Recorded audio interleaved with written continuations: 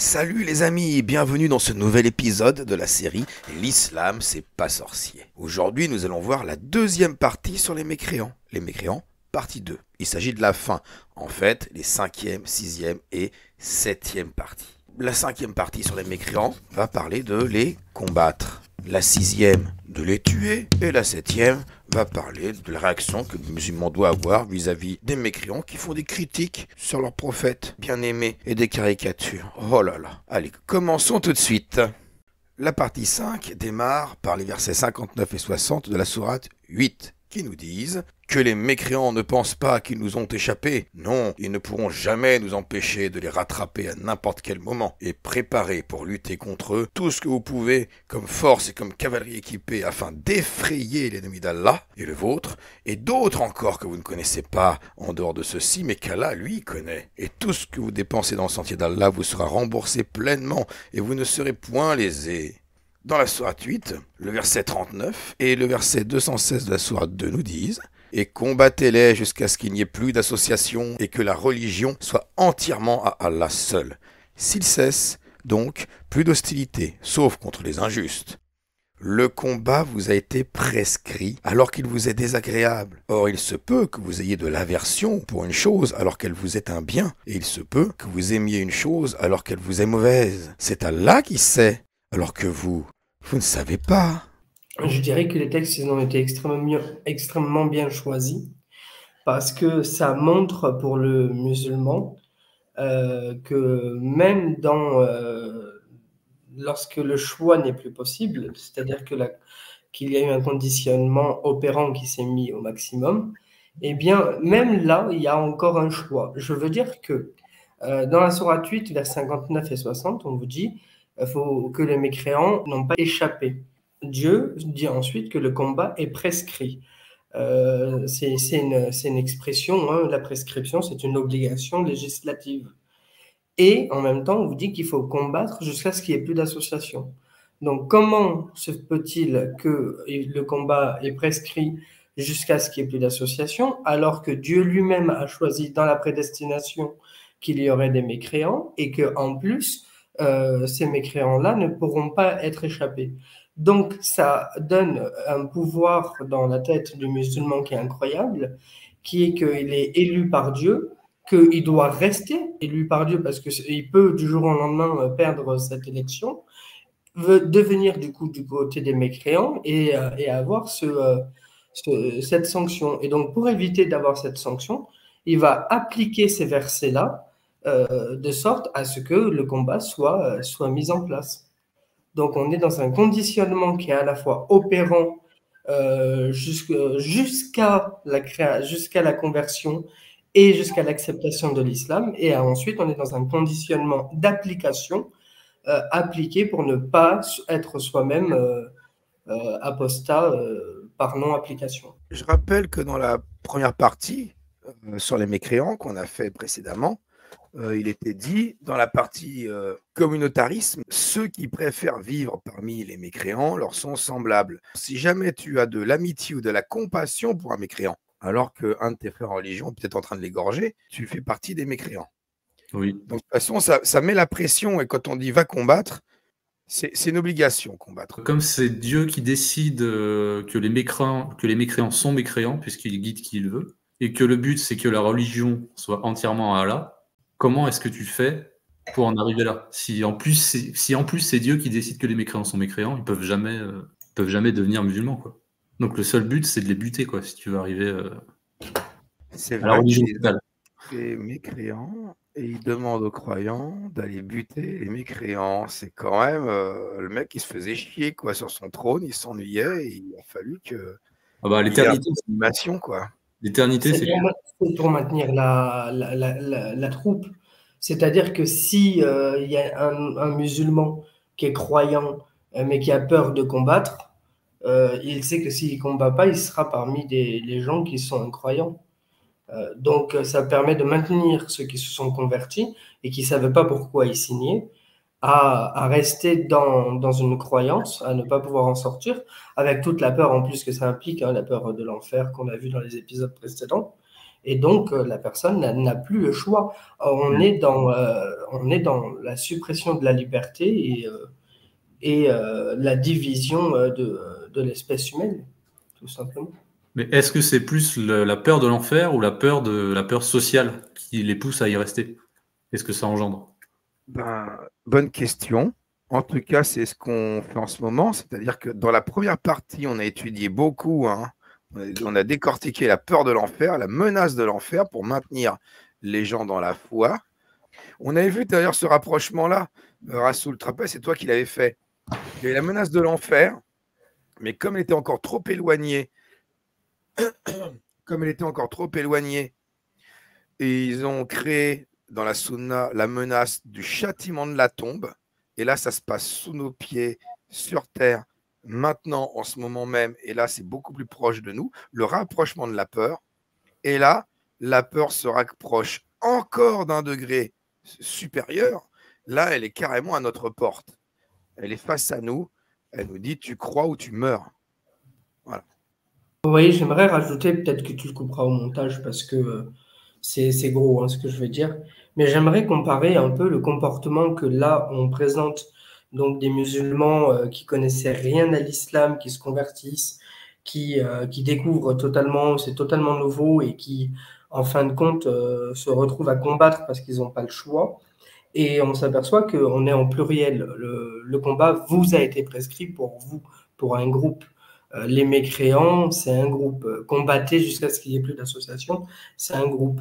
J'aimerais, on peut faire les comparaisons avec des pays qui sont pas vraiment très démocratiques. Si on prend la Corée du Nord, il y a toujours 2 gardes pour s'assurer qu'il n'y ait pas un garde qui va dire n'importe quoi aux touristes. On a la même chose ici. On a la présence de plusieurs musulmans qui vont s'auto-surveiller pour pas qu'il y ait de dérive entre les musulmans et pour garder ce groupe cohérent. On a la même chose dans les groupes totalitaires. À chaque fois, les gens vont être ensemble pour s'assurer que les gens ne dévient pas du chemin.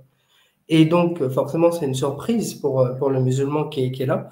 Et le retour est très, très compliqué. C'est à partir de là où si la personne arrive à accepter ce genre de discours, c'est à partir de là où les parents, s'ils voient ça chez leurs enfants, qui doivent commencer à s'inquiéter très, très rapidement.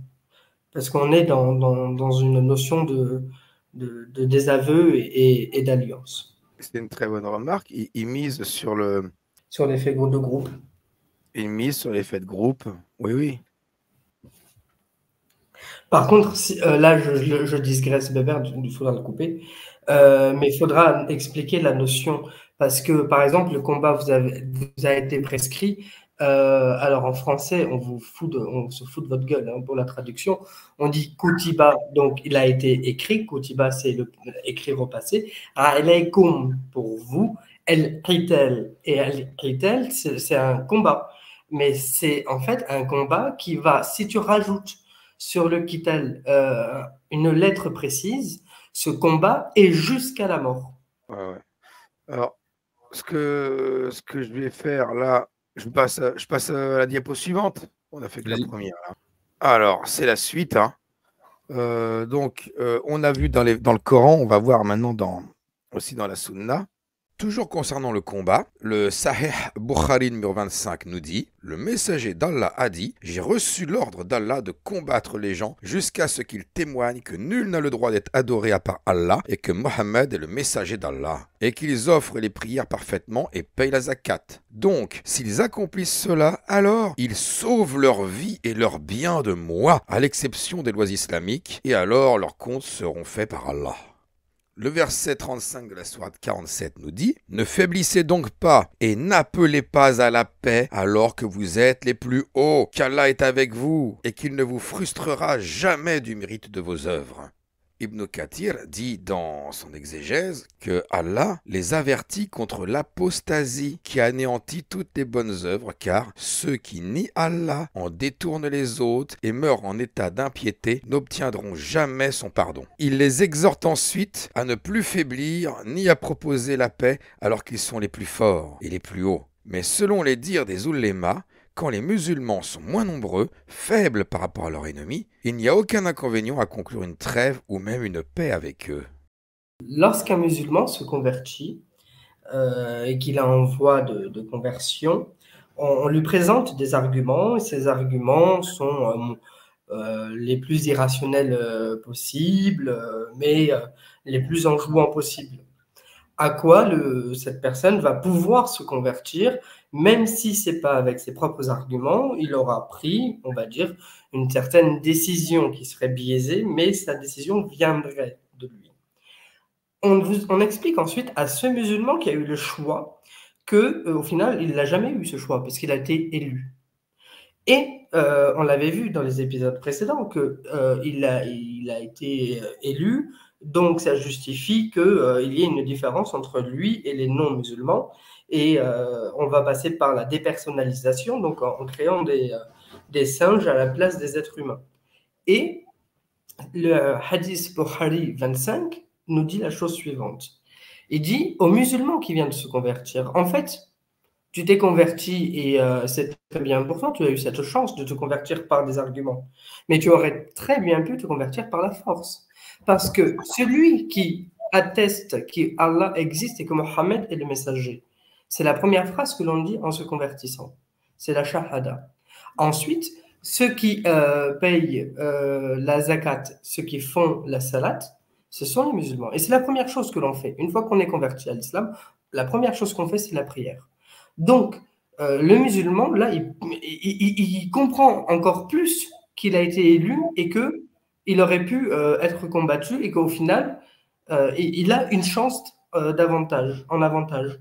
Et après, évidemment, il comprend que sa religion n'appelle pas forcément à une certaine paix, tout simplement parce que Dieu l'a choisi et que parce que Dieu choisit, il n'a plus le choix. Et donc, il faut appliquer ces règles qui vont contraindre toute personne à devenir musulmane. Moi, je pense que la Bukhari nous présente un prophète mafiosi, quelque part, qui rançonne pour avoir la zakat, les prières et tout ça, les gens, parce qu'il leur dit quand même que s'ils se convertissent, ils sauvent leur vie. Ça sous-entend que s'ils ne se convertissent pas, ils ne sauvent pas leur vie. Et puis surtout, ils n'appelaient pas à la paix lorsque vous êtes les plus hauts. C'est-à-dire que dès que les musulmans ont pris le contrôle, sont les plus puissants dans un territoire donné, c'est terminé. Il n'y aura plus la paix. Ce sera le glaive jusqu'à ce que tout le monde soit musulman. Ils n'accepteront pas de concurrence à Allah. Je vais rajouter un élément que je voulais dire, c'est que on a le tafsir d'Ibn Kathir. Donc les tafsirs, ce sont des explications de versets pour ceux qui ne savent pas. Et l'explication, elle dit que lorsque les musulmans sont pas très très forts, il peut avoir une trêve. En fait, le mot trêve, c'est un euphémisme, mais passons sur ça. Moi, je veux insister sur un fait que quand on a une personne qui s'est convertie à l'islam et qui veut partir au djihad, cette personne, juste avant, les 2 derniers jours. Donc là, moi, je m'adresse aux parents qui vivent ça. Les 3 derniers jours, même, on le constate de plus en plus. Les enfants se comportent de manière très douce, très gentille, de manière très... ils suppriment le prosélytisme. Ils sont très ouverts à la discussion. Ils sont vraiment en mode paix, en mode, on pourrait même dire des dhimmis à l'envers. C'est des personnes qui vont s'ouvrir d'un coup et partir d'un coup. Donc, les premiers signes avant-coureurs, on vous les a montrés. C'est quelqu'un qui accepte les versets que l'on vous a présentés tout à l'heure.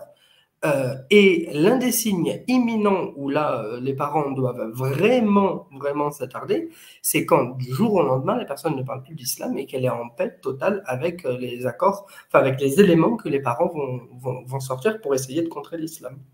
Et ça, on le voit dans beaucoup, beaucoup de cas. Voilà. Intéressant. Je ne savais pas ça. Ouais. Est-ce qu'on passe à la diapo suivante, les amis? Vas-y. Après, moi, j'ai un verset où il dit « Vous serez bientôt appelés contre des gens d'une force redoutable, vous les combattrez à moins qu'ils n'embrassent l'islam. » Donc ça le dit clairement. Ah, mais c'est pareil c'est pareil. C'est 48-16. Mais il y en a plusieurs, hein, comme ça. Il y a un autre verset qui dit de rester en paix avec les mécréants quand ils restent neutres à votre égard, en fait. Qu'est-ce que la neutralité, en fait? C'est ce qu'on peut penser par rapport aux caricatures, par exemple. Un mec qui fait une caricature, il est plus neutre. Non, t'es plus neutre là. Bah, de toute façon, tu dis le prophète s'habille en marron alors qu'il s'habille en jaune, t'es pas neutre déjà. C'est tu vois, un blasphème. Hein. Charlie Hebdo, Charlie Hebdo n'ont pas été neutres, hein, on voit comment ils ont fini. Ils n'ont pas été très très neutres. Non, ça s'est vu. Allez, on va passer à la diapo suivante, histoire d'avancer un petit peu. Alors. Le verset 29 de la sourate 9 nous dit « Combattez ceux qui ne croient ni en Allah, ni au jour dernier, qui n'interdisent pas ce qu'Allah et son messager ont interdit, et qui ne professent pas la religion de la vérité parmi ceux qui ont reçu le livre, jusqu'à ce qu'ils versent la capitation de leurs propres mains après s'être humiliés. » Ainsi, les sources nous disent que le croyant doit combattre les mécréants jusqu'à leur conversion pour que la seule religion, et donc la seule loi au monde, soit l'islam. Là où les islamistes sont faibles et en minorité, ils se prétendent pacifistes, disent que l'islam est paix, amour et tolérance, mais dès qu'ils deviennent les plus forts, si le mécréant ne se convertit pas à l'islam, on lui offre ce choix, la capitation ou la décapitation. Le champ lexical de l'humiliation est souvent utilisé. Donc ils ont un truc avec ça. À chaque fois qu'on sort ce genre de verset à des musulmans, ils nous disent qu'il faut remettre les choses dans le contexte, que c'est par rapport à telle situation, telle histoire, tel truc, et que c'est en cas de contexte de guerre, machin. Donc quand est-ce qu'on peut considérer que ce genre de verset est à appliquer ou pas? On ne sait pas.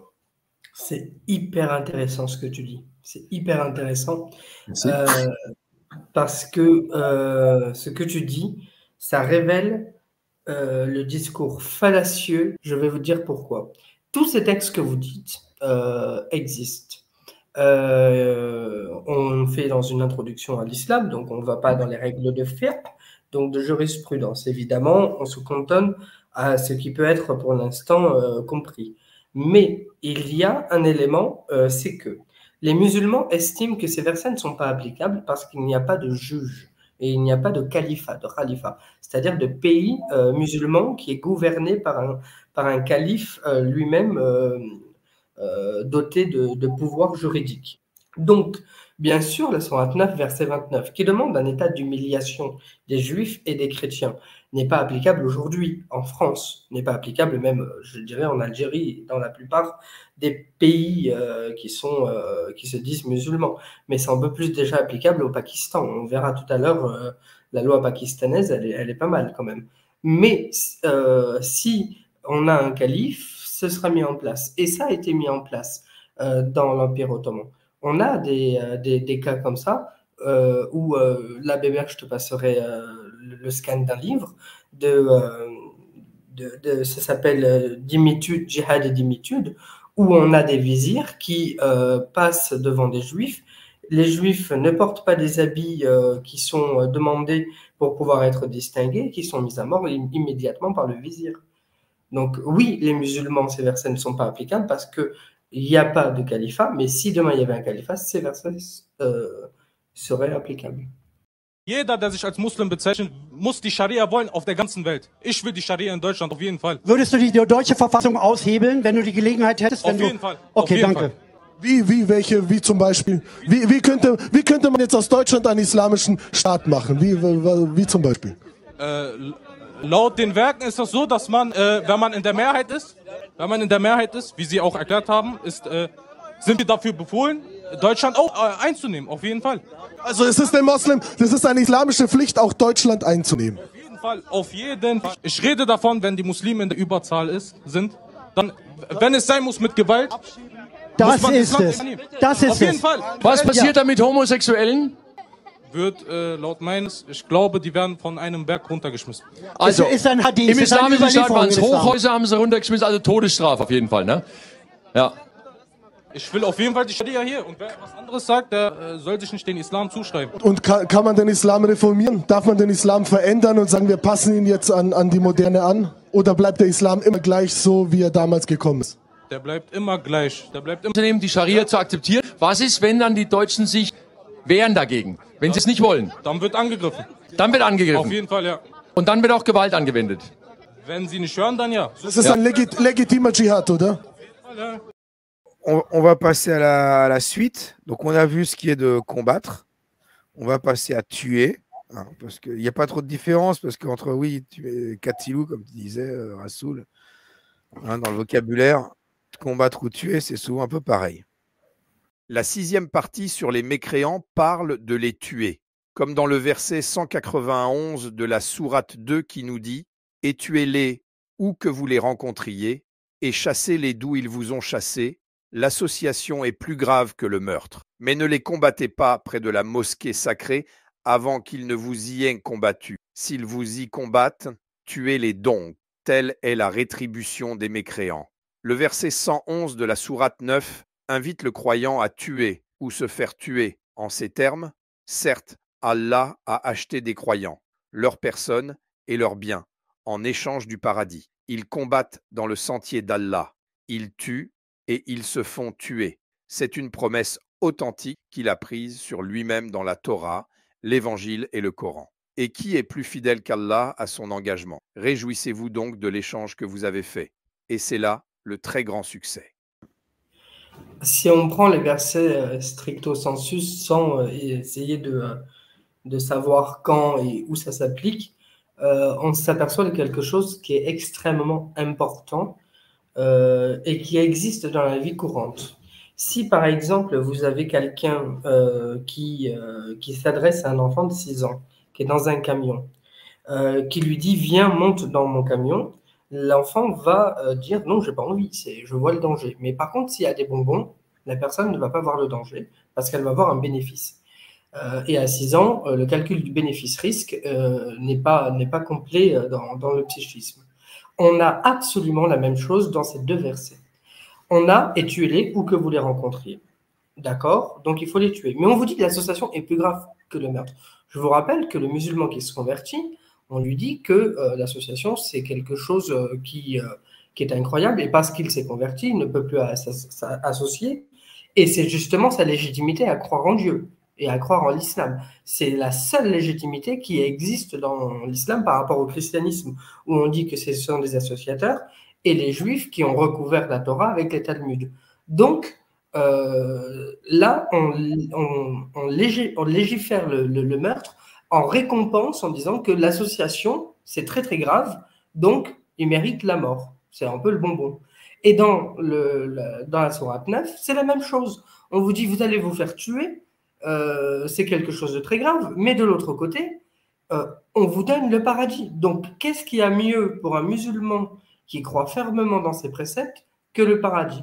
On est dans la même chose que la gamine ou le gamin qui rentre dans le camion en échange de bonbons. On a la capacité critique qui est supprimée en faveur d'une récompense que la personne va estimer avoir. Attends, de toute façon, le Coran fonctionne uniquement avec la carotte et le bâton.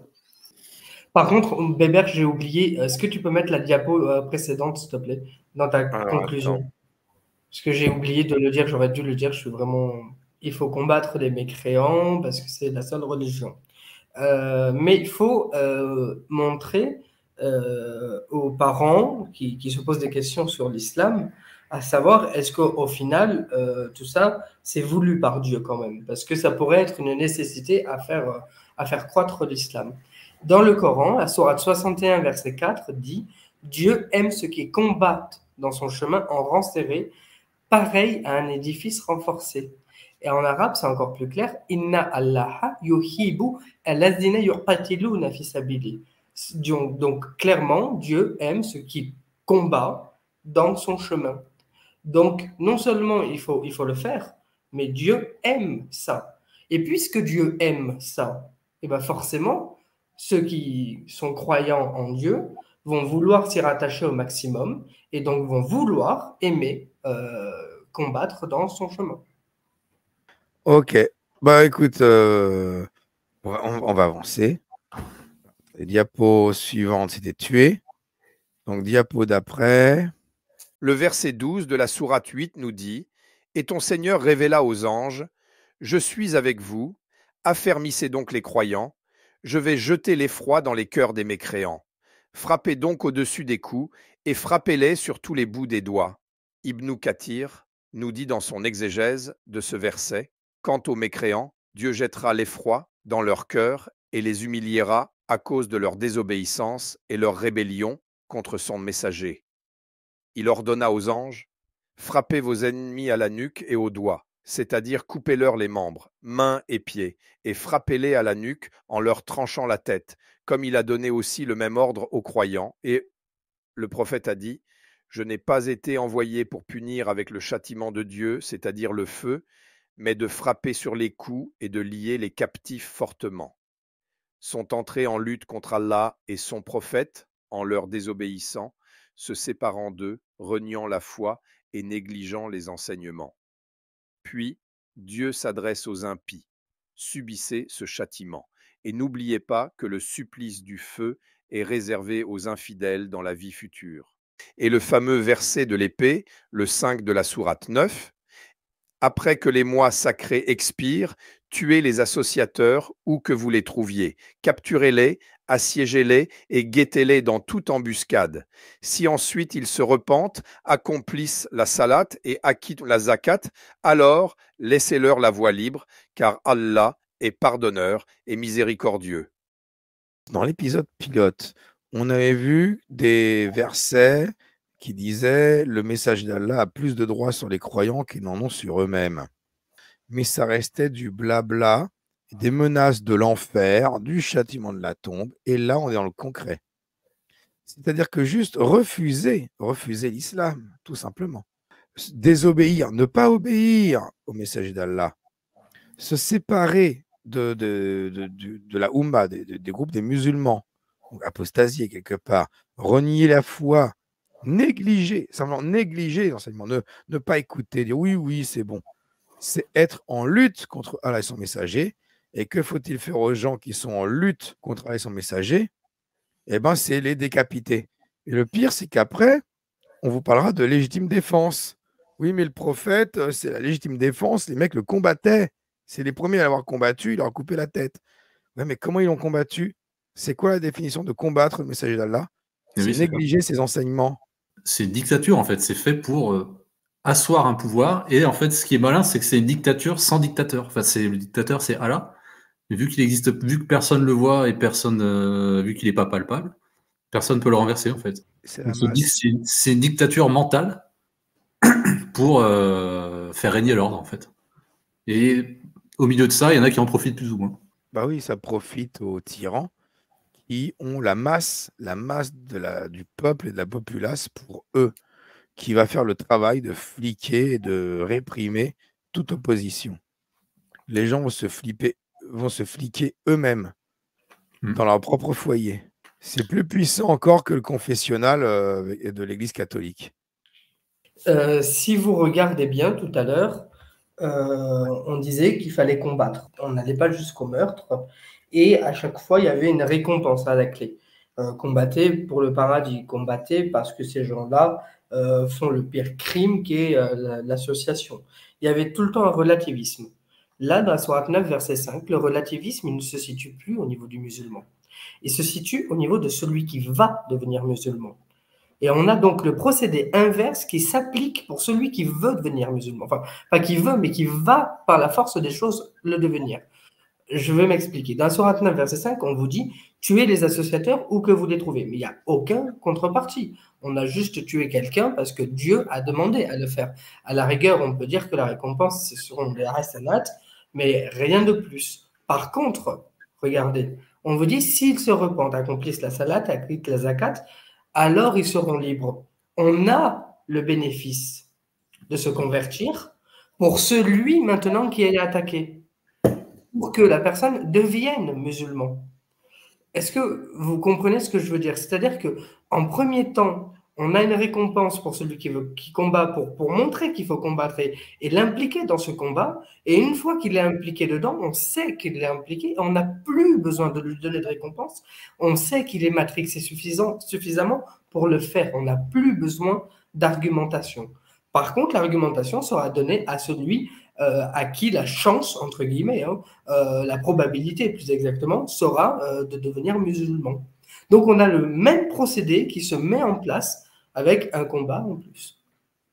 Ah, très bonne remarque, hein. C'est vrai que j'ai remarqué que je me demande pourquoi. On leur dit souvent, mec, à Merkava, dans nos spaces, mais pourquoi vous défendez cet Allah à ce point-là? Il ne va pas se défendre tout seul? Pourquoi vous êtes à ce point-là à vouloir insulter nos mères, nous menacer, tout ça pour un ou deux blasphèmes? Pourquoi à ce point-là vous êtes accrochés à la défense de votre prophète ou de votre Allah? Qu'est-ce que ça vous apporte?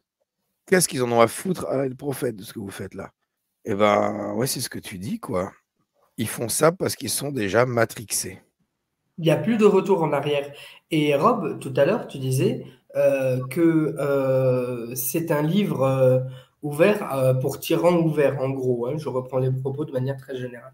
Mais c'est pas vrai. C'est pas vrai. Si demain, il y a un gouverneur qui arrive avec un État islamique qui se met en place, ce livre sera utilisé.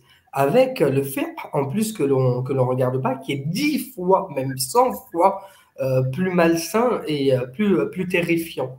Donc, bien sûr que ce livre, il a été appliqué et il sera appliqué demain si l'islam revient au pouvoir. On dit l'islam n'est pas dangereux parce que pas applicable en France. Je vais vous rappeler des notions qui sont extrêmement importantes. En Espagne au XIIIe siècle, avec les nombres de religions qu'il y avait pour chaque religion un tribunal. Donc il y avait un tribunal musulman, un tribunal juif, un tribunal chrétien et un tribunal qui était un peu plus au-dessus. On avait la même chose en France à l'époque féodale.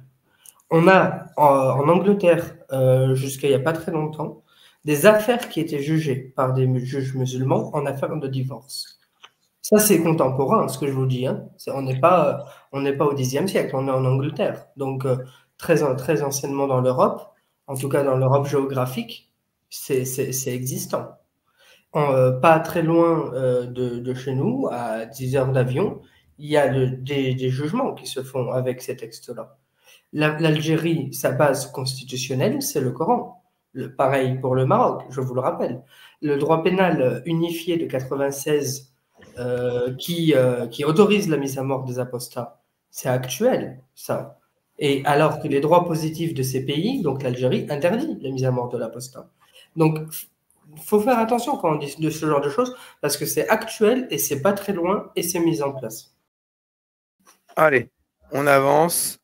Dans la biographie du prophète, on lit Ibn Ishaq, volume 1, page 222.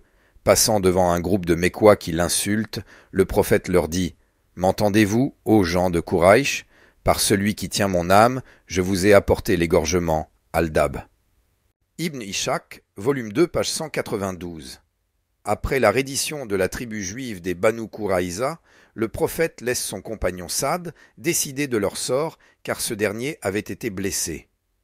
Saad a dit « Je juge sur eux que les hommes seront tués, leurs propriétés divisées, et les enfants et les femmes seront des captifs. » Le messager de Dieu a dit à Saad « Tu les as jugés avec le jugement de Dieu d'en haut des 7 cieux. » Ils étaient au nombre de 600 ou 700. La plus grande estimation dit qu'ils étaient entre 800 et 900. Puis on les fit descendre. L'envoyé de Dieu les a enfermés dans le quartier de Bint al-Harith à Al-Madina. Bint al-Harith est une femme de Banu al-Najjar. Puis l'envoyé d'Allah alla au marché d'Al-Madina, qui est encore aujourd'hui son marché, et a fait creuser des fossés. Il les fit venir et les fit décapiter dans ces fossés. On les fit venir à lui par groupe. Et pour savoir comment les enfants ont été distingués des adultes en cette affaire, Abu Daoud, numéro 4, 404, raconté par Atiya al-Qurazi, « J'étais parmi les captifs de Banu Kouraïza. Ils, les disciples, nous ont examinés, et ceux dont les poils pubiens avaient commencé à pousser furent tués, et ceux qui n'en avaient pas ne furent pas tués. J'étais parmi ceux dont les poils n'avaient pas poussé. » Or, sur pappédiatrie.fr, il est écrit que chez le garçon, la pilosité pubienne apparaît environ 6 mois après le début de la puberté. L'âge physiologique se situe entre 9 et 14 ans. Donc il y a peut-être eu des enfants de 9 ans qui ont été décapités. Après, je peux citer une citation de Karim Zeribi qu'il a dit hier sur un plateau de CNews qui nous dit « Il y a des références qui nous indiquent que l'islam ne peut pas être une religion porteuse de violence et d'antisémitisme. » Donc, c'est sûrement pas celle-là, la référence. Ah, ouais, alors Karim Zeribi abroge Abu Daoud et Ibn Ishaq. C'est magnifique. Je suis rassuré. Le prophète est considéré chez les musulmans comme étant la personne la plus respectée, la plus respectueuse. Son surnom, c'est Nabi Azzab.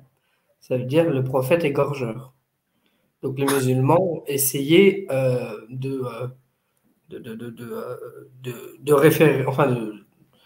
essayer de relativiser ses propos en disant peut-être qu'il n'est pas forcément le meilleur modèle. Abu Daoud et son récit me fait penser étrangement aux nazis.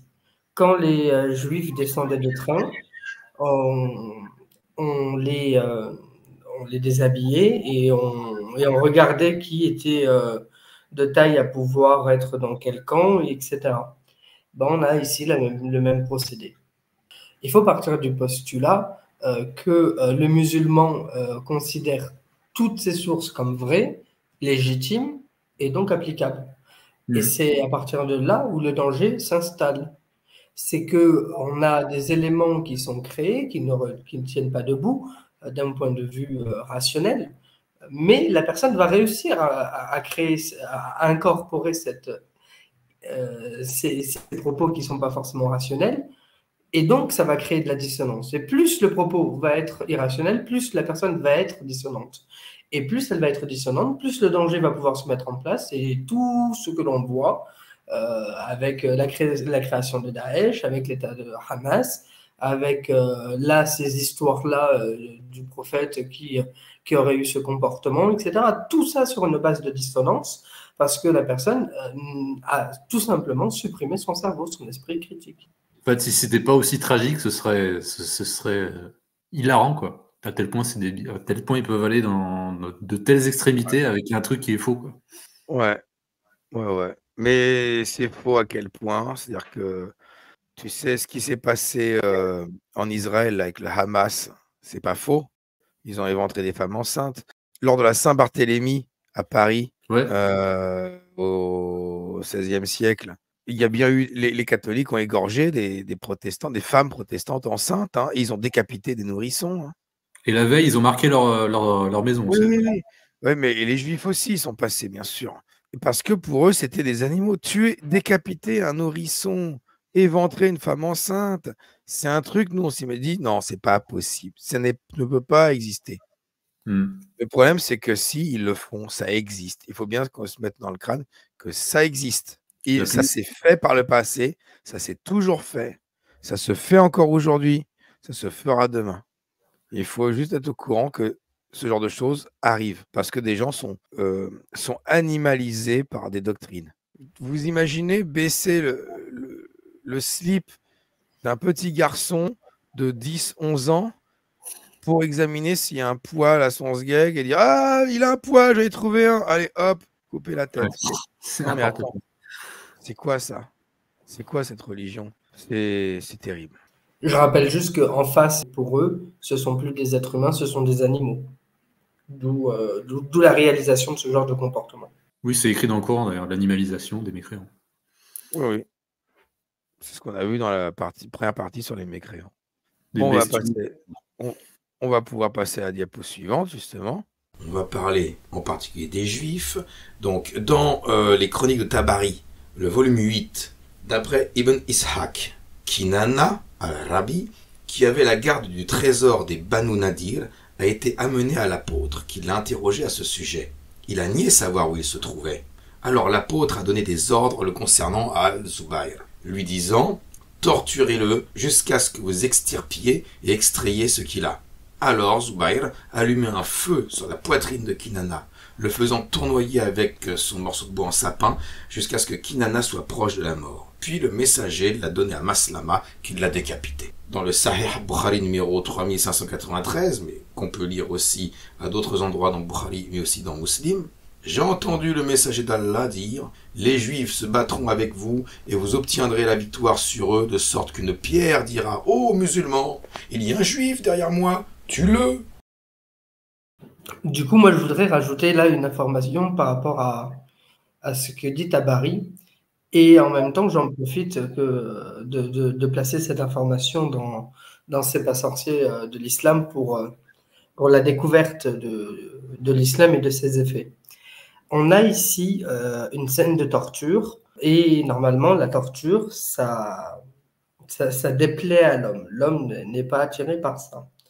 Mais de l'autre côté, on enseigne aux musulmans que le prophète est la meilleure des personnes et donc qu'il faut respecter ce qu'il a fait et même envier ce qu'il a fait.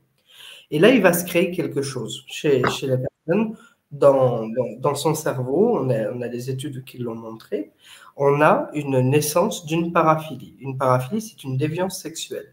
Pour comprendre et pour appliquer ça, la personne va s'imaginer d'être dans une relation positive pour établir quelque chose d'extrêmement négatif.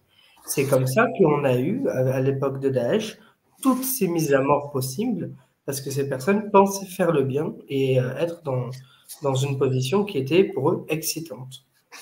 Donc voilà jusqu'où peuvent mener les textes de l'islam. De toute façon, tout le monde agit en pensant faire le bien. Même s'il fait des trucs horribles, pour lui, ce sera toujours quelque chose de bien. Sinon, il ne le ferait pas. Bien sûr, on ne met jamais à mort et on ne veut pas sa propre mort pour une cause que l'on ne trouve pas juste. Là, ce que je veux dire et insister, c'est que endoctrinalement, ça veut dire d'un point de vue de l'endocrine, donc des hormones, il a été montré que la personne se sent bien quand elle le fait.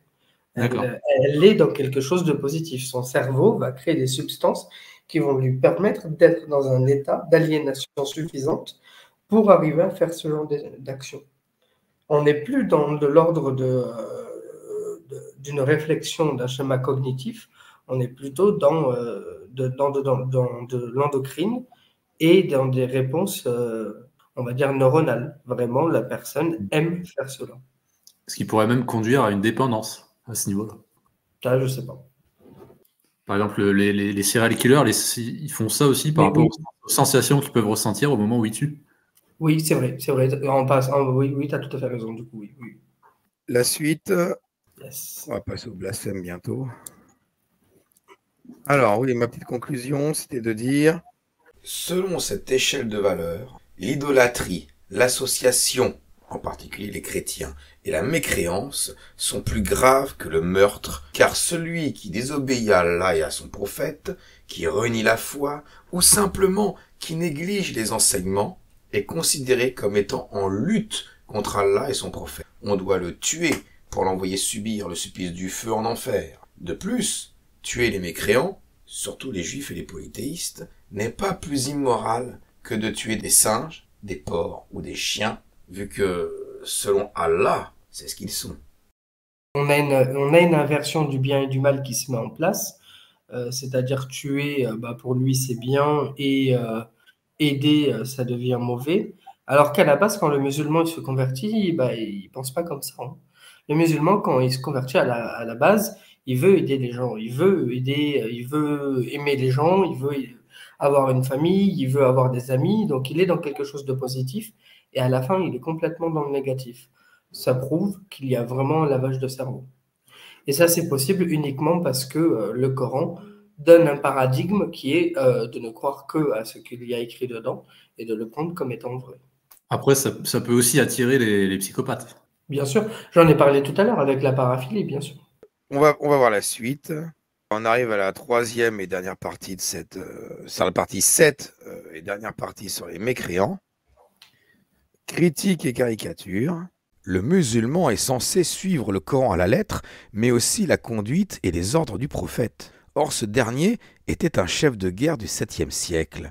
un chef de guerre qui, selon plusieurs sources authentiques, a commandité des meurtres de poètes, hommes et femmes, dont le crime était de l'avoir critiqué ou moqué, ce qui était équivalent à de la trahison d'État islamique. Commençons par le meurtre du poète Ka'b ibn al-Ashraf, d'après le Sahih al-Bukhari numéro 4037. Le messager d'Allah a dit: qui est prêt à tuer Ka'b ibn al-Ashraf, qui a blessé Allah et son apôtre? Sur ce, Mohammed ibn Maslama s'est levé en disant: ô messager d'Allah, aimeriez-vous que je le tue?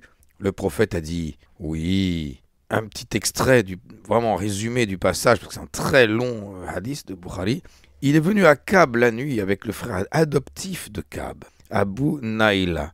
Ka'b les a invités à entrer, et Ka'b a dit à sa femme: ils ne sont que mes frères Mohammed ibn Maslama et mon frère adoptif Abu Naïla. Un homme généreux doit répondre à un appel pendant la nuit, même s'il est invité à être tué. Alors, ils l'ont tué, et ils sont allés voir le prophète et l'ont informé. Bah, moi, je trouve très étonnant qu'un dieu puisse être blessé, en fait. Parce que le mec est tout puissant et tout omniscient et tout, et il est capable d'être blessé. Donc s'il était omniscient, en plus, il aurait dû savoir que ce fameux poète allait dire ce qu'il allait dire. Il aurait pu le prévoir, vu qu'il est omniscient. Mais il est quand même blessé. Ça, c'est le premier hadith qui dit que Allah n'est peut-être tout puissant, peut-être, mais avec un petit cœur sensible. Il faut le défendre parce qu'il peut être blessé. Ouais, c'est ça. Et donc, il faut tuer vraiment ceux qui veulent blesser Allah, parce que il a beau être tout puissant, hein, il pourrait être lui-même, mais il est trop bon, trop sensible, et il faut le défendre en tuant ceux qui le blessent. Là, on s'aperçoit de quelque chose qui est fondamental dans la loi islamique. Parce que je tiens à préciser que quand un musulman se convertit, il a l'impression de se convertir pour une religion, mais il se convertit à un code pénal. Là, on est la preuve. Et au final, tout à l'heure, on voyait que pour le combat, il y avait des éléments gratifiants pour lui rappeler que le combat allait lui apporter quelque chose, qui était le paradis, qui était une justice, le fait de ne pas accepter l'association. Là, c'est absolument la même chose, mais avec une réflexion qui est vraiment inverse. On dit aux musulmans, si vous n'insultez pas, si vous ne dénigrez pas, si vous ne critiquez pas, vous gardez la vie.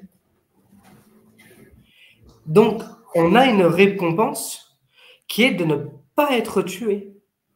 Je ne sais pas si vous arrivez à vous rendre compte que entre le premier temps où le musulman qui se convertit avec toute la joie qu'il a, en deuxième temps avec la peur qu'il connaît de l'enfer, en troisième temps où il voit qu'il doit combattre, mais que quand il combat, il est récompensé par une récompense une récompense comme elle est, et qu'ensuite la récompense de celui qui ne commet pas d'acte de rébellion en islam, c'est son maintien en vie. Voilà à quoi est réduit une fois le musulman dans l'islam. C'est-à-dire qu'il doit en permanence montrer qu'il peut rester en vie, parce que c'est une récompense. Voilà comment on arrive à inverser le bien et le mal. On a la démonstration. En fait, le truc normal, c'est la punition. C'est extrêmement sournois. C'est extrêmement sournois. Ça veut dire que la personne doit en permanence militer pour pouvoir rester en vie. Ouais. Allez, meurtre suivant. Le meurtre de la poétesse Kirfa. Il y avait une vieille dame, sage et respectable, âgée de 120 ans, 90 ans sur certaines sources, nommée Kirfa. Elle était une des sages arabes. Elle a exprimé son opinion s'opposant au prophète de l'islam. Un peloton, sous la direction de Zaïd, fils adoptif du prophète, a pris la vieille femme, la déshabilla, la tourna tête en bas, puis attacha chacun de ses pieds avec une corde, à l'autre extrémité de laquelle fut attaché un chameau. Et ils battirent les chameaux. Les deux chameaux ont couru dans deux directions opposées. Alors elle a été scindée en deux, sa tête a été sectionnée en tant que preuve à tous qu'elle était morte, et sa belle-fille a été donnée au prophète. Selon la biographie du prophète de Ibn Hisham, ce fait est aussi décrit par At-Waqidi, Ibn Ishaq et Tabari dans le volume 8, paragraphe 1557 de ses chroniques. Voilà, c'est beau, hein? Bah, sous les rois français, on faisait ça pour ceux qui essayaient de tuer le roi. Oui. Mais en islam, apparemment, il suffit de donner son avis pour que ça nous arrive. Ah oui, là, c'est... Oui. Donc, en fait, il ne faut pas qu'il y ait un cheveu qui dépasse, et dès que tu sors du rang, ben, on te bute, en fait. C'est ce que je disais tout à l'heure, Bébert, c'est que on est dans une société où le maintien de sa vie est une récompense. C'est ce que je disais tout à l'heure. Là, quelqu'un s'exprime au sujet du prophète, cette personne, elle est mise à mort. Mais du coup, ceux qui se convertissent, enfin ceux qui apprennent leur religion, ils s'aperçoivent qu'ils vivent, pour ceux qui vivent en Europe ou en Occident, qu'ils vivent dans un pays où tout ça ne pourra jamais être mis en place, en tout cas pour l'instant.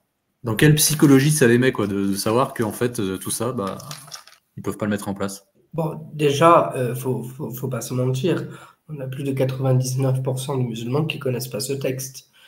Beaucoup la découvrent. Et donc, on rappelle que ces textes sont vrais, et c'est pourquoi il y a les références et qu'ils peuvent vérifier. C'est pas Bébert qui écrit sur un simple logiciel. Ce sont des sources islamiques. Et ensuite, le pourcentage qui reste, soit va faire sa hijra, soit va faire des actions pour essayer de convertir des personnes, etc. Mais elle restera dans une frustration. Mais quoi qu'il en soit, même ce 1% qui restera ne connaîtra pas l'ensemble de ces textes-là. C'est pas possible. Par contre, je dis, les hadiths, c'est-à-dire les juges, ceux qui maîtrisent les règles de fiqh, ceux qui sont dans les pays musulmans, ceux qui veulent instaurer là-bas une terre islamique, maîtrisent parfaitement ce texte.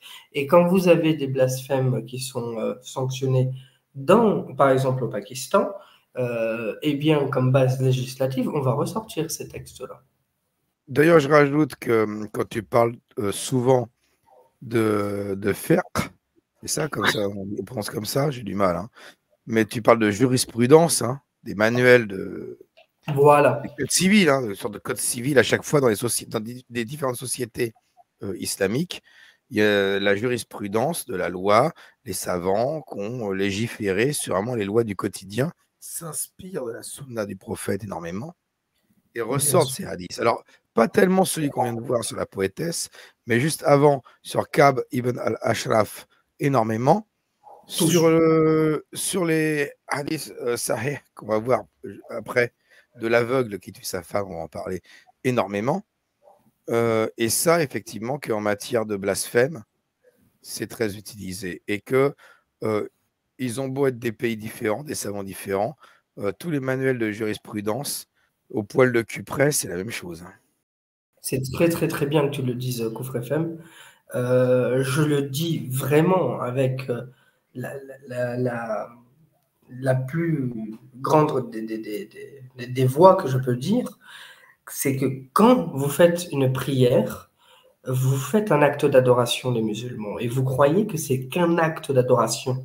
Mais comprenez que c'est un acte législatif, c'est un droit que vous faites. C'est une obligation qui émane d'un code, le Coran. C'est pareil quand vous faites le pèlerinage, c'est un droit que vous faites, c'est issu d'un code.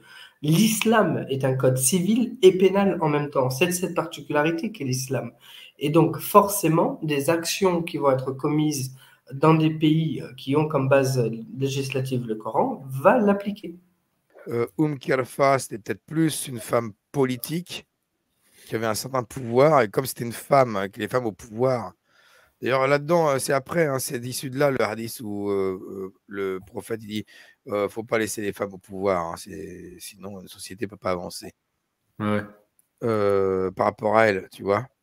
Donc, il a fallu faire un exemple, quoi. Non, les femmes, si vous ne voulez pas être écartelées entre deux chameaux, vous oubliez un petit peu le fait de vouloir donner votre avis, exprimer votre opinion. Ouais, ouais. Ce que tu viens de citer, c'est le Bukhari numéro 7099 qui dit « Jamais un peuple ne sera prospère s'il confie l'autorité à une femme. » Voilà. Et puis, en plus de ça, ce qui est terrible, c'est qu'ils l'ont décapité de façon horrible. Ils ont trimballé sa tête dans tout Médine, hein, pour montrer, ça y est, elle est morte, elle est bien morte, on l'a bien eu. Hein. Donc, les mecs, calmez-vous maintenant. c'est fini la récréation. Et sa belle-fille a été donnée comme esclave au prophète. Qui l'a donné, qui l'a pas gardé. Hein. Il a refilé comme esclave à un de ses potes, voilà, en cadeau. Mais bon, voilà. Ça sert d'exemple pour faire peur à tout le monde, quoi. Bah oui. Alors, on va passer aux meurtres suivants qui sont plus révélateurs, hein, et qui sont beaucoup plus utilisés justement en jurisprudence. D'après Abu Daoud, numéro 4361, un aveugle avait une esclave qui avait l'habitude de maltraiter le prophète et de le dénigrer. Il lui a interdit, mais elle n'a pas arrêté. Il l'a réprimandée, mais elle n'a pas renoncé à son habitude. Une nuit, elle a commencé à calomnier le prophète et à le maltraiter.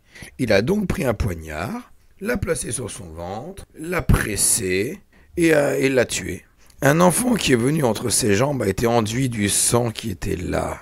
Le matin venu, le prophète en fut informé. Il a rassemblé le peuple et a dit « J'adjure par Allah l'homme qui a fait cette action, et je l'adjure par mon droit à lui pour qu'il se lève. » Sautant par-dessus le cou des gens et tremblant, l'homme se leva. Il s'est assis devant le prophète et a dit « Messager d'Allah, je suis son maître. Elle vous maltraitait et vous dénigrait. Je lui ai interdit, mais elle ne s'est pas arrêtée et je l'ai réprimandée. Mais elle n'a pas abandonné son habitude. J'ai 2 fils comme des perles d'elle. Elle était ma compagne. Hier soir, elle a commencé à vous maltraiter, à vous dénigrer. Alors, j'ai pris un poignard, je l'ai mis sur son ventre et je l'ai pressée jusqu'à ce que je la tue. Sur quoi le prophète a dit « Oh, soyez témoins, aucune représailles n'est payable pour son sang. » Dans le hadith suivant, dans la Sunan Abu Daoud, il est dit « Une juive avait l'habitude de maltraiter le prophète et de le dénigrer. Un homme l'a étranglé jusqu'à sa mort. Le messager d'Allah a déclaré qu'aucune récompense n'était due pour son sang. » En fait, ces 2 hadiths-là, ils sont très utilisés en jurisprudence, hein, pour déterminer le crime de celui qui blasphème. Ah oui, alors avant ça, hein, on va parler de ces 2 versets-là. Et si tu les interrogeais, ils diraient très certainement vraiment, nous ne faisions que bavarder et jouer, parce qu'ils se foutaient de la gueule. Hein. Ouais. Dit, est-ce d'Allah et de ses versets et de son messager que vous moquiez? Ne vous excusez pas, vous avez bel et bien rejeté la foi après avoir cru. Donc là, il est carrément, il en fait des apostats. Si nous pardonnons à une partie des vôtres, nous en châtirons une autre pour avoir été des criminels. Il y a un autre verset, 5,57. « Ô les croyants, n'adoptez pas pour alliés ceux qui prennent en raillerie et jeu votre religion. » Ah oui, ouais, mais là c'est gentil, mais ne prenez pas en allié. Là j'ai pris celui-là parce qu'il parlait de nous châtirons. Hein. Et puis vous n'êtes plus des croyants, vous avez rejeté la foi. Là c'est... Mais imagine quand t'es gosse à l'école et que t'as le malheur de faire une blague sur la religion, bah, tous tes potes musulmans, c'est plus tes potes. Ce verset, il fait très peur. Il fait très peur quand on est musulman. Parce qu'en fait, si vous prenez la première sourate, donc la sourate 2, hein, Al-Fatiha, la première sourate, donc Alif Lam Mim, personne ne comprend. Quand vous êtes musulman, vous dites « Oh putain, mais qu'est-ce qu'il a voulu dire ?» Voilà.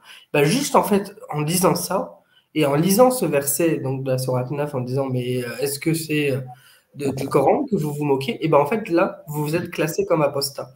Et donc, la critique, elle devient de plus en plus compliquée parce qu'à chaque fois, vous vous dites si je dis quelque chose et qui peut être vu comme quelque chose pas de très classique, eh ben, je vais finir apostat. On rappelle la sanction de l'apostat, c'est de la mise à mort.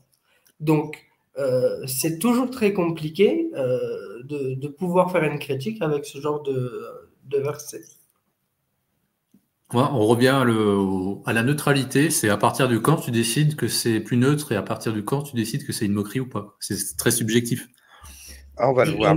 On en parlera un peu à la fin de ces critères après avoir vu justement ce que dit Ibn Taymiyyah, qui est peut-être Rassoul, tu connais mieux que moi, tu pourras rappeler un peu son statut. Hein. Je passe à la diapositive suivante qu'on voit un peu. Alors, Ibn Taymiyyah, moi j'aime bien cet ouvrage-là parce que Ibn Taymiyyah, je le trouve finalement, moi, assez objectif. Il fait récapitulatif des 4 écoles juridiques sunnites sur le blasphème. Et donc, il va nous donner des citations des uns des autres, des références, des sources. Et vraiment, il explique et c'est très pédagogique. Je dirais que Ibn Tamiya, du coup, c'est un spécialiste de ce qu'on appelle du jurisconsulte, donc de la jurisprudence, donc le fiqh. Il a lui-même fait le djihad pendant quelque temps contre des populations. Il a été 6 ans en prison dans lesquels il a pu écrire ses livres. Il est d'obéissance hanbalite. Et voilà, donc c'est. Et d'ailleurs, il va mourir en prison, soit dit en passant, parce qu'il va y rester tout le temps. Et c'est quelqu'un qui est très, très utilisé dans le sunnisme. Voilà, surtout, c'est un des grands-pères du wahhabisme, quoi. Oui. Quand on lit cet ouvrage-là, hein, c'est très cohérent ce qu'il décrit. Hein, et il ne fait que citer des propos des 4 imams, des 4 écoles juridiques, les sahih qu'on a cités tout à l'heure sur Ka'b ibn al-Ashraf et sur l'aveugle qui tue sa femme esclave et tout ça, il les cite. Que des références avec des conclusions voilà, très cohérentes par rapport à son dogme. Hein. On va passer à ce qu'il dit dans ce bouquin-là.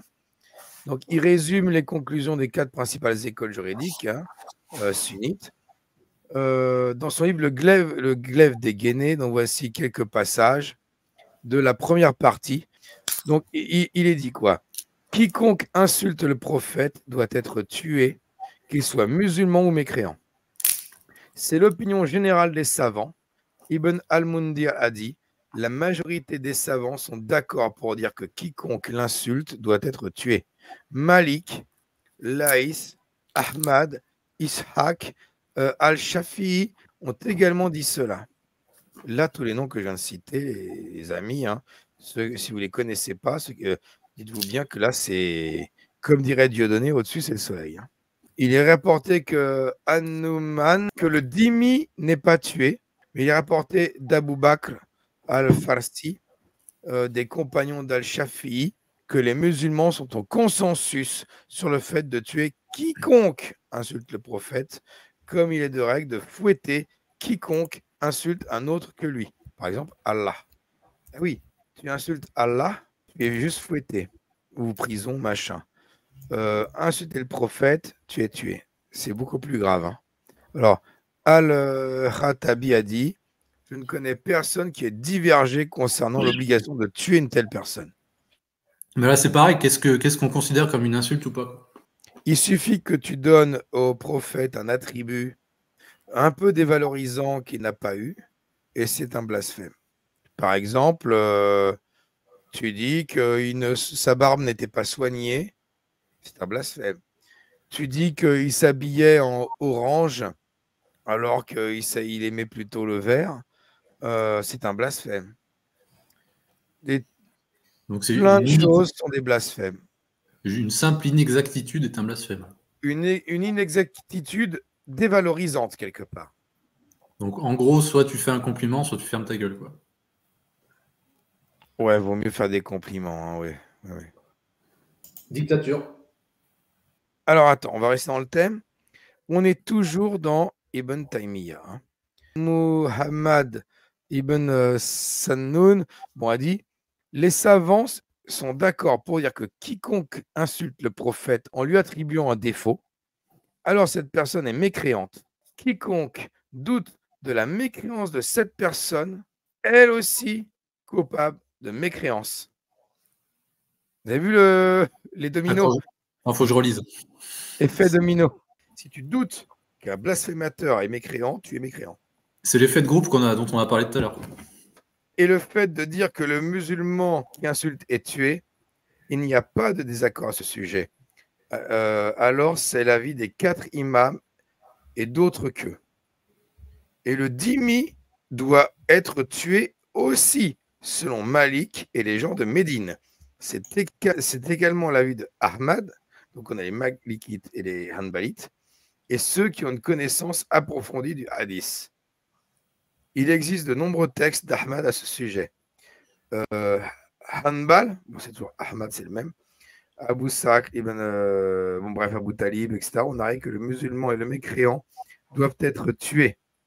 Il a été dit à Ahmad, est-ce que c'est dans le hadith? Il répondit, oui, dans plusieurs hadiths. Parmi eux, le hadith de l'aveugle qui a tué une femme lorsqu'il a entendu insulter le prophète. Et l'imam Ahmad a dit, et le repentir n'est pas à rechercher d'eux. Ils ont beau se repentir, regretter, on s'en fout. Oui, on est dans l'effet de groupe, comme dans une cour de récré où t'en as un qui a fait un truc de mal et tout le monde lui tombe dessus en le montrant du doigt. Il suffit qu'il y en ait un qui apporte une petite nuance ou une petite on va peut-être réfléchir, c'est peut-être pas ça. Il se fait montrer du doigt exactement comme le premier. Et du coup, comme tu disais, ça fait un effet domino, ça met une pression de groupe et voilà. C'est la pression du groupe quoi, sur un seul individu. Du coup, sans rentrer dans les grands détails, les jurisconsultes, et dont Ibn Taymiyyah, qui, donc, comme tu as dit, qui est un des pères fondateurs du wahhabisme et qui va se développer dans toute la péninsule arabique, et ensuite, on va voir, nous, en France, l'héritage de ses livres. Il va formaliser le blasphème en différents points. Il va dire que c'est déjà une injure, ce qu'on appelle as-sab, donc quelque chose d'offensant. Mais on a aussi quelque chose qui est diffamant, donc on appelle ça le shamt. C'est quelque chose qui est assez proche, mais qui est avec une connotation de mépris. Ce que je veux dire, c'est que si c'est respectueux ou il y a un mépris, on estime que c'est du blasphème. Mais, et là, je le dis, on a aussi la notion de naqasa. Ça veut dire, c'est la notion de diminuer ou de déprécier quelque chose. Si vous dites que le prophète a fait quelque chose, mais qu'au final, il aurait pu mieux faire, vous faites une naqasa, ça veut dire, vous diminuez l'action de ce qu'il a fait, vous êtes blasphémateur. C'est pareil, si vous êtes dans le déshonneur, ce qu'on appelle l'ihana, donc on est dans une forme d'humiliation, de déshonneur, en disant « Oh, mais il aurait pu faire ça !» Mais non, il ne l'a pas fait, donc vous voyez. Donc au final, c'est des notions qui sont extrêmement, je dirais, personnelles à l'égard du croyant. Et j'en veux pour preuve, ça je l'avais préparé par contre, on a le code pénal du code pakistanais, dont je voulais en parler tout à l'heure, et je le cite, « Quiconque par des paroles écrites ou des représentations visibles ou par toute imputation, insinuation ou insinuation, directement ou indirectement, souille le nom sacré du saint prophète, sera puni de mort. » Donc en fait, les éléments que je viens de vous dire, c'est Ibn Taymiyyah, lui, qui le dit, et qui est repris par le code pakistanais dans l'article 295C du code pénal du 6 octobre 1860, et qui va être repris par des fatwas et repris par des éléments du droit positif islamique. Exercice appliqué, TD, puisqu'on fait un cours, c'est pas sorcier, c'est un cours, des gamins. On fait un petit TD là. Le jeune Tchétchène là, qui a assassiné Samuel Paty, est-ce qu'il encourt une quelconque peine selon le droit islamique, sachant que pour lui, il a voulu venger le prophète, mais il n'a tué ni un musulman ni un dhimmi, puisqu'il a tué quelqu'un qui vit en terre de coufre, en terre de mécréance. Et là, il va falloir réfléchir à quand on fait un attentat en France, à Charlie Hebdo, Samuel Paty, ce ne sont ni des musulmans ni des dhimmis. Donc, dans toute cette jurisprudence islamique, ce cas-là n'existe pas. Il n'y a pas de juge pour le juger, mais s'il devait être jugé, est-ce qu'il va au paradis? Est-ce qu'il va en enfer? Est-ce qu'on doit lui donner une peine terrestre ou une récompense? Quid d'un attentat pour blasphème en France? Question TD, vous avez 5 minutes.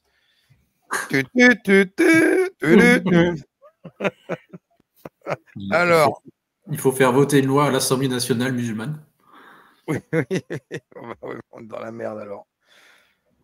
On peut y répondre en 2 secondes, Bébert. La représentation d'image est interdite, que ce soit par les hadiths, par le fait et même par l'histoire de l'islam. Premièrement. Donc déjà, les images, c'est pas bon.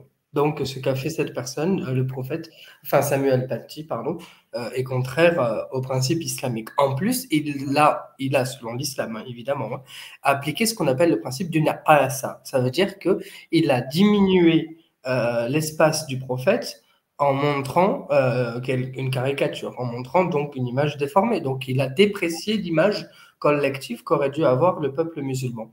Donc, Pourtant, il y forcément, avait la précaution de mettre une petite étoile au niveau de son trou de balle pour pas montrer son trou de balle. Mais bon.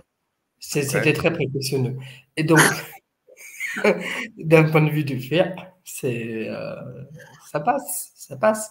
J'ai envie de dire, j'ai carrément envie, puisqu'on est dans la précision, j'ai envie de vous lire la fatwa de Ibn Taymiyyah qui dit rabaisser le prophète, le critiquer, que ce soit par exemple sur le hadith qui mentionne la sueur de ses cheveux ou d'autres inventions stupides, il s'agit alors d'une moquerie et sans aucun doute la personne doit mourir.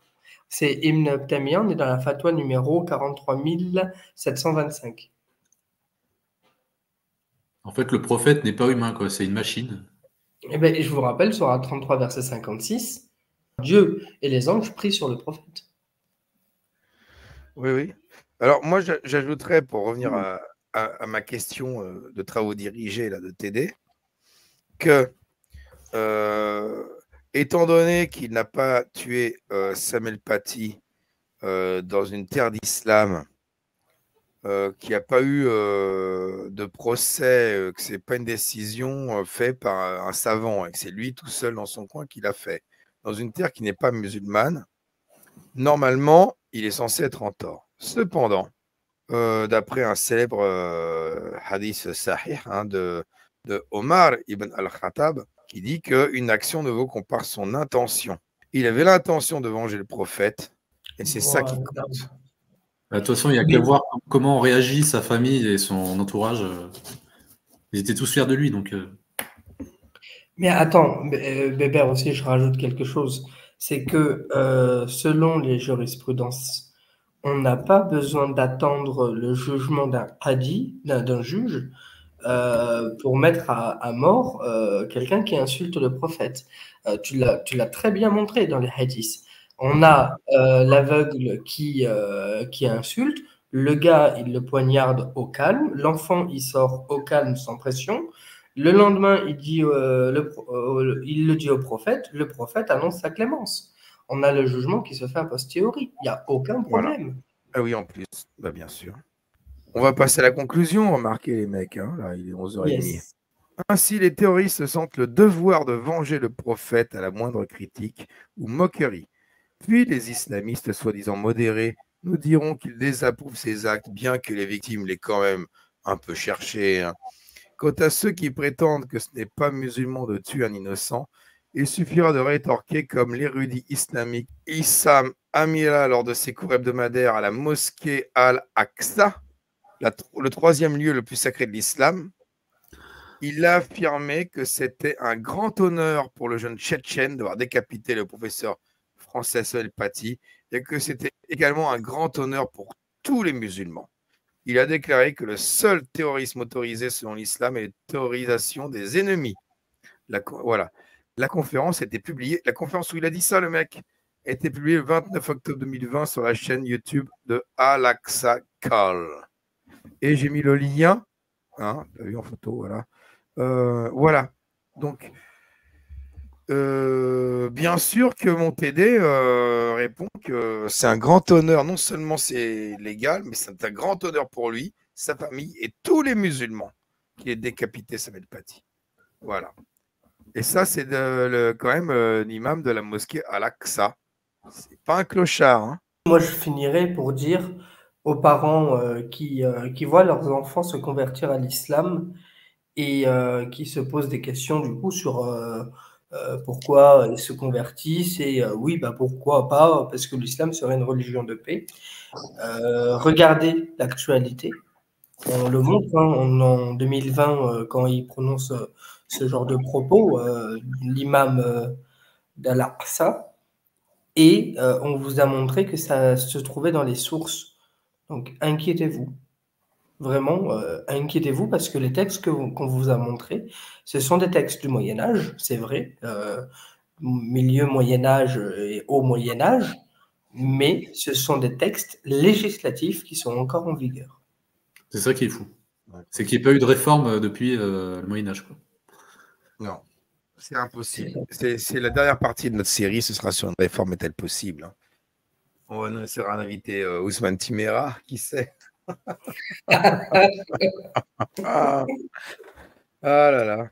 C'est qui? Bah écoutez, bah merci les copains, hein. Alors, Roro, ça t'a plu l'exercice? Ouais, après, j'ai pas l'habitude Oui, mais écoute, c'est ça qui est marrant, c'est que.